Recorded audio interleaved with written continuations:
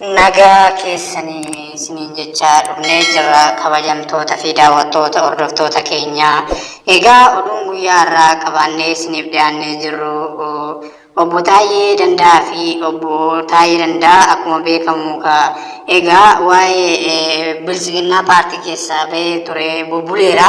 Haaluma kanaan wal qabatee Dr. Abiy Ahmed waliin wal dhabdee hamaa yookiis immoo akeekkachiisa hamaarra jiraachuu isaanii odeeffannoon qabannee isiniif dhufnee jirru keessaanii hubatu jechuudha.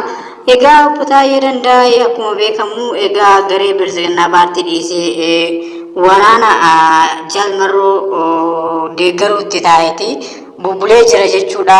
Hagammoo Dr. Abiy Ahmed akeekkachiisa cimaa fi aga lubbuusaa balleessutti illee yaadaa jira jechuudha. Odeeffannoon qabannee isiniif dhiyaannee jirru.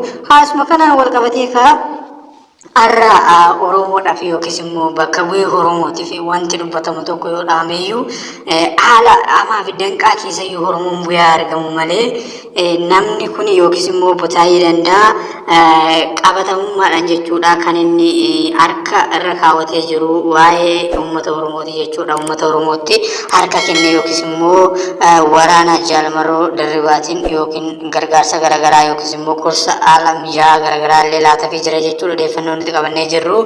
Egaa Dr. Abiy Ahmed immoo isuma kanaan akeekkachiisa guddaa fi haala amma jiru kanaan itti adeemamaa taanaan aga lubbuusaa illee dhabsiisutti adeemama jechuudha. Wanti kun wanta ulfaataadha jechuudha. Akeekkachiisas baay'ee waldhabdee guddaarra jiru jechuudha.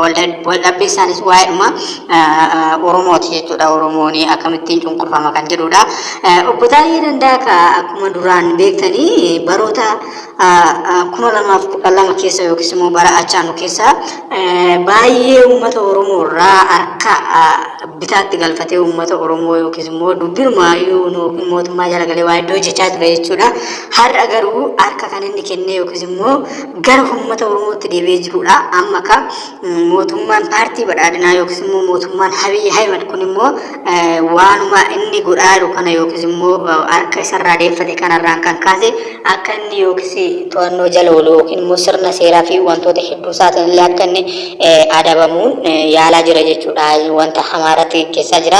Isuma kanaan wal qabatee haalli amma keessa jirru Oromiyaa keessattis immoo wantoota hedduun isaa gufuu hedduu dhaga'amaa jira. Guyyaa guyyaatti wantoota namatti tolu wantoota gaarii hin argine jechuudha. Waraanni bilisummaa Oromoo illee hagaan tana ergaa mariin marsaa lammaffaa kun didameeti.